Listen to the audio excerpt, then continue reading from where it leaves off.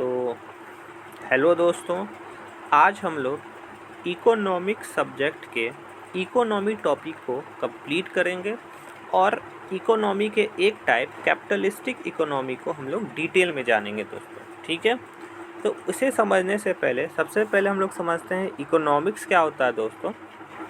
तो economics knowledge का वो ब्रांच होता है दोस्तों जो प्रोडक्शन, कंजप्शन और ट्रांसफ़र ऑफ वेल्थ से कंसर्न होता है, इसके साथ डील करता है दोस्तों। ठीक है, और इसी के अंडर में इकोनॉमी आता है, जो क्या होता है दोस्तों, किसी भी रीजन या फिर किसी भी कंट्री का वो स्टेट होता है जो प्रोडक्शन और consumption of good and services के टर्म में होता है एंड सप्लाई ऑफ मनी के टर्म में होता है दोस्तों। जैसे अगर हम बात करें तो कोई कंट्री है, तो उस कंट्री के जो रिसोर्स हैं तो उनका यूज करना, उनके जो थिंग्स हैं, उनके जो गुड्स हैं, उनके जो सर्विसेज है, उनका कंजप्शन करना। ठीक है दोस्तों, उनका प्रोडक्शन, उनका डिस्ट्रीब्यूशन, ये सब हमारे इकोनॉमी में आते हैं दोस्तों। ये सब हमारे किस में आते हैं दोस्तों? इकोनॉमी में आते हैं। अब आगे बात करें दोस्तों, तो इकोनॉमी के मेनली 3 टाइप्स हैं। पहला कैपिटलिस्टिक इकोनॉमी, दूसरा स्टेट इकोनॉमी और तीसरा मिक्स्ड इकोनॉमी दोस्तों। ठीक है दोस्तों, तो अब हम लोग जानेंगे कैपिटलिस्टिक इकोनॉमी क्या होता है दोस्तों, डिटेल में इसको थोड़ा जानते हैं। ठीक है दोस्तों, तो आइए दोस्तों जानते हैं कैपिटलिस्टिक इकोनॉमी को। तो कैपिटलिस्टिक इकोनॉमी क्या होता है दोस्तों, वो समझते हैं। The capitalistic form of economy has its origin in the famous work of Adam Smith, wealth of nation. ध्यान से समझिए दोस्तों कि कैपिटलिस्टिक फॉर्म ऑफ इकोनॉमी जो था, इसकी शुरुआत कहाँ से मानी जाती है, इसकी ओरिजिन कहाँ से मानी जाती है। तो इसकी ओरिजिन मानी जाती है एडम स्मिथ की जो फेमस किताब है, जो 1776 में पब्लिश हुई थी, वेल्थ ऑफ नेशन, वहाँ से मानी जाती है दोस्तों। अब एडम स्मिथ कौन थे दोस्तों? तो एडम स्मिथ जो थे दोस्तों, वो स्कॉटिश फिलोसफर और इकोनॉमिस्ट थे दोस्तों, और प्रोफेसर भी थे यूनिवर्सिटी ऑफ ग्लासगो में, whose writing formed the basis of classical economics, had stressed certain fine ideas which were to take fancy among some of the western country and finally capitalism to birth।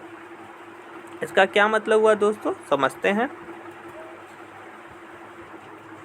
तो इनका जो work था दोस्तों, Adam Smith का जो work था दोस्तों ना, तो उन्होंने अपनी किताब में कुछ ऐसे क्लासिकल आइडियाज़ को डाला, कुछ ऐसे आइडियाज़ को उन्होंने प्रस्तुत किया कि जिन्होंने क्लासिकल इकोनॉमिक्स का बेस तैयार किया, और जिसने क्या किया, उन फाइन आइडियाज़ के ऊपर में जोर दिया जिन्हें वेस्टर्न कंट्री ने अपनाया, और इस तरह से हमारा कैपिटलिज्म जो था वो हमारा बर्थ में आया, उसका उदय हुआ दोस्तों। आगे बढ़ते हैं तो समझते हैं दोस्तों, इसके बारे में और जानते हैं कि एडम स्मिथ के इस किताब में, इस वर्क में, या फिर उनका थाउट क्या था दोस्तों, तो वो चीज़ समझते हैं। तो एडम स्मिथ थे दोस्तों, एडम स्मिथ जो थे, तो वो क्या चाहते थे दोस्तों, उन्होंने हैवी हैंडेड गवर्नमेंट रेगुलेशन। उस टाइम पे क्या होता था दोस्तों कि जितने भी कॉमर्स होते थे, जितने भी इंडस्ट्री होते थे, ठीक है, तो वो जो थे वो सारे के सारे जो हैंड ओवर करते थे, वो सारे के सारे गवर्नमेंट करते थे। ठीक है दोस्तों, उन सभी पे जो अथॉरिटी होता था वो गवर्नमेंट का होता था, वो सरकार का होता था दोस्तों। ठीक है, तो वो जो एडम स्मिथ थे वो इस चीज़ के अगेंस्ट थे, इस चीज़ के वो खिलाफ थे।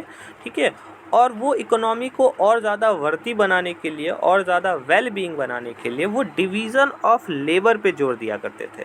वो किस पे जोर देते थे दोस्तों?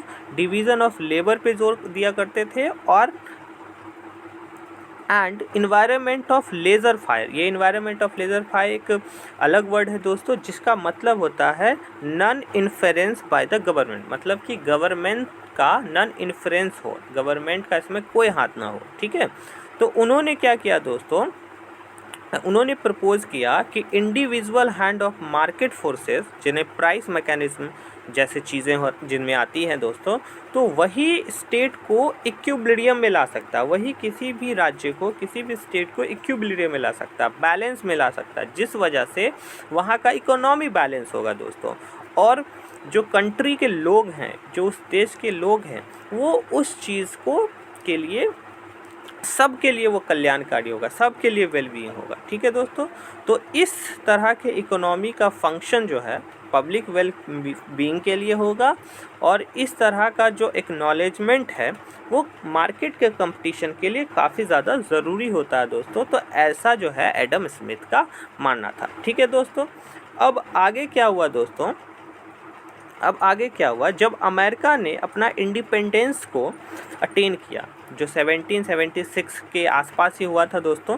ठीक है, तो जब अमेरिका ने इंडिपेंडेंस को अटेन किया, मतलब अपनी स्वतंत्रता प्राप्त कर ली, तो ये जो आइडियाज़ है एडम स्मिथ के ना, उन्होंने क्या किया, पब्लिक पॉलिसी में वेल्थ ऑफ नेशन के पब्लिश होने के ठीक 1 साल बाद ही ऐड कर दिया, उसका पार्ट बना दिया। ठीक है, और यहीं से क्या हुआ दोस्तों, ये जो आइडियाज़ था, ये जो कैपिटलिज्म का आइडियाज़ था, वो यूरो अमेरिकन में, मतलब यूरोपियन और अमेरिकन कंट्री में 1800 के आसपास पूरा फैल गया, और इसे बोला गया कैपिटलिज्म। इसे बोला गया दोस्तों कैपिटलिज्म बोला गया। ठीक है, और बाद में इसे अलग अलग नाम से भी बोला जाने लगा।